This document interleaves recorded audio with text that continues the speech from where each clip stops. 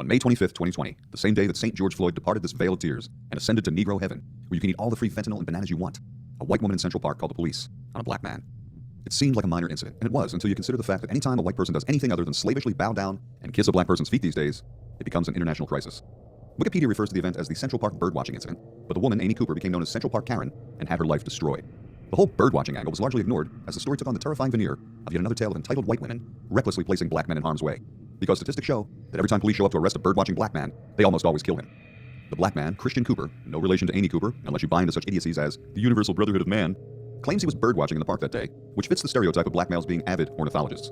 The section of Central Park where the notorious event occurred is known as the Ramble. The New York Times describes the Ramble as both a magnet for birdwatchers and a place where people prowl for anonymous sexual encounters. But I'm not trying to imply that either of the Coopers was there that day to do anything remotely so lecherous. As the story goes, Amy Cooper was there walking her dog without a leash, which is apparently illegal. Christian Cooper reprimanded her for not following the law, which is ironic, seeing as how white Karens are usually the ones who walk up to people and scold them for not obeying the law. Amy refused to submit, which is also ironic, seeing as how black men are typically the ones who show enough don't obey them no laws. By his own admission, Christian then told Amy, look, if you're going to do what you want, I'm going to do what I want, but you're not going to like it, and then offered the dog a treat. Why he had dog treats handy while birdwatching will forever be a mystery, but Amy Cooper apparently took the black man's comment as a threat, especially the you're not going to like it part. Was it a poison dog treat? Was it merely a ruse so he could pull a Michael Vick on the animal and torture it? Did he intend to have an anonymous sexual encounter with the pooch and force Amy to watch? After Amy allegedly yelled, "Don't you touch my dog," Christian began recording her with his phone as she walked toward him. His video, which almost instantly became viral, shows her calling 911 and saying, "There's an African-American man, I'm in Central Park, he's recording me and threatening myself and my dog. Please send the cops immediately." Considering all the words she could have used to describe him, it seems very polite that Amy referred to him as an African-American man. But to the Lügenpresse and the tweet mobs, this automatically made her a racist. Pay no mind to the fact that all of the news reports referred to Amy Cooper as a white woman. On the same day as the incident, Christian Cooper's sister Melody posted her brother's footage on Twitter and referred to Amy as a Karen. She wrote that her brother had politely asked Amy to put her dog on a leash, but she left out the part where he told her that he was going to do something that she wouldn't like.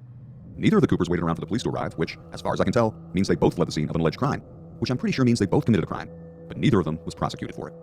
The story instantly became another tiresomely predictable racial media hysteria fest. Amy Cooper surrendered her dog to a local animal shelter the day of the event.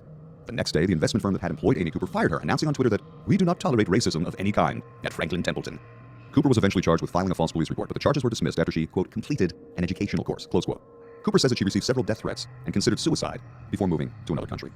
The day of the ill-fated birdwatching incident was a seminal moment, a watershed, a fork in the road, and a changing of the guard for what formerly had been a relatively harmless meme about meddlesome white women known as Karens. It was a day when a benign stereotype metastasized into something far more ominous. My friends, it was the day, and again, the same day that George Floyd died, when Karen switched from someone who wanted to talk to the manager because she didn't feel the black McDonald's cashier was sufficiently obsequious to a sinister, entitled white woman who continued enabling a centuries-long tradition of white-on-black violence. It marked the day when Karen went from an annoying soccer mom to Ava Brown. Although George Floyd got most of the headlines in 2020, The Guardian declared it to be the year of Karen because it supposedly changed the way Americans talked about racism. May 25th, 2020 was the day when Karen had to be forever put in her place because she was acting entitled, which used to be known as acting uppity when black people did it. Even going back to the slave days, black Americans always seemed to have some sort of designated, generic name for uppity white women. In antebellum days, the favorite pejorative was Miss Anne. In the 1990s, the term Becky was popular, although the average Becky appears to be a trifle younger than the typical Karen. At some point in the early 2000s, white people also started using the term Karen to denote white female busybodies. But one thing is for sure, whether the person defaming Karen is white or black, Karen is always a white woman, and she is always being defamed.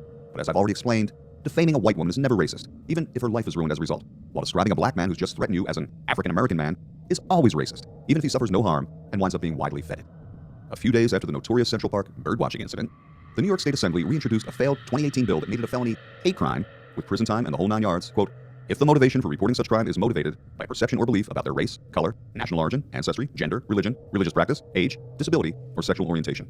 New York Governor Andrew Cuomo signed it into law in June 2020, about a year before he left office in the wake of multiple charges of sexual harassment and allegations of covering up COVID deaths in nursing homes. A month after the New York law passed, San Francisco Board of Supervisors member Shaman Walton introduced the Karen Act, an acronym for Caution Against Racially Exploitative Non-Emergencies, which changed the city's police code to prohibit the fabrication of racially biased emergency reports.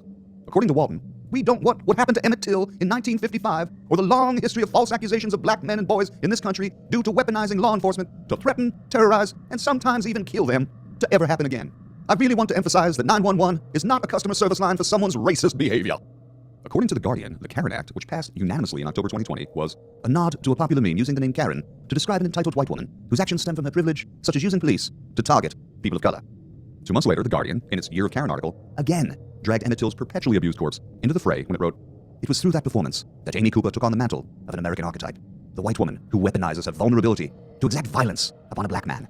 In history, she is Carolyn Bryant, the adult white woman whose complaint about a 14-year-old Emmett Till led to his torture and murder at the hands of racist, white adults. In a July 2020 article titled How the Karen Meme Confronts the Violent History of White Womanhood, Time magazine called the Karen meme internet shorthand for a particular kind of racial violence white women have instigated for centuries, following a long and troubling legacy of white women in the country weaponizing their victimhood. Coupled with the rise of social media and the smartphone camera, the longtime narrative of white women as helpless victims in need of protection is now being challenged by video evidence of them as instigators of not only conflict, but violence. Why? It's almost as if the FBI uniform crime reports, especially regarding interracial rape, don't even exist. I had no idea there were so many white women out there instigating violence against non-whites. In 2021, Netflix released a movie simply called Karen, whose premise is summarized thusly by Amazon. A racist Caucasian woman pulls out all the stops to rid her neighborhood of the peaceful African-American couple who just moved in next door. Ah, so it's a fantasy film. The movie is set in a fictional upscale Atlanta neighborhood named after a Confederate general. Within moments after moving in next door to a white woman named Karen Drexler, Karen installs surveillance cameras, which she points in their direction, tells them she doesn't keep a lot of cash in her house, scolds them for not following trash collection protocol, cuts the power line to their abode, encourages her racist cop brother to plant marijuana in the black male's car trunk, and breaks into their house carrying a gun and attempts to kill them before they finally lose their patience with Karen and kill her, whereupon they rename the neighborhood after civil rights hero John Lewis. In short, it's an entirely realistic film that's completely in line with modern interracial crime statistics. Despite all the inverted reality rigmarole about white women constantly exposing black men to violence, it's easy to find videos online with titles such as Amazon delivery girls had enough of this Karen's mouth that show a dark-skinned girl throwing haymakers at a white woman who hadn't physically threatened her in any way. The Daily Mail recently covered the sordid saga of a white female college student who had her life ruined after falsely being accused of threatening another batch of those peaceful protesters. You know, the kind of people who surround a woman's car, bang on it, and physically threaten her while calling her a Karen. In practice, the Karen meme doesn't seem aimed at protecting black men from violence so much as it encourages violence toward white women. I'm getting the queasy sense that all this anti-Karen hype, as well as all those new anti-Karen laws, aren't what they purport to be. Instead, it seems as if they're designed to demoralize and terrorize white women from even thinking about reporting any sort of crimes by non-whites. Merely to avoid the possibility that black criminals might live in fear of having Karen call the police on them, some people would rather scare Karen to death. The White Panther.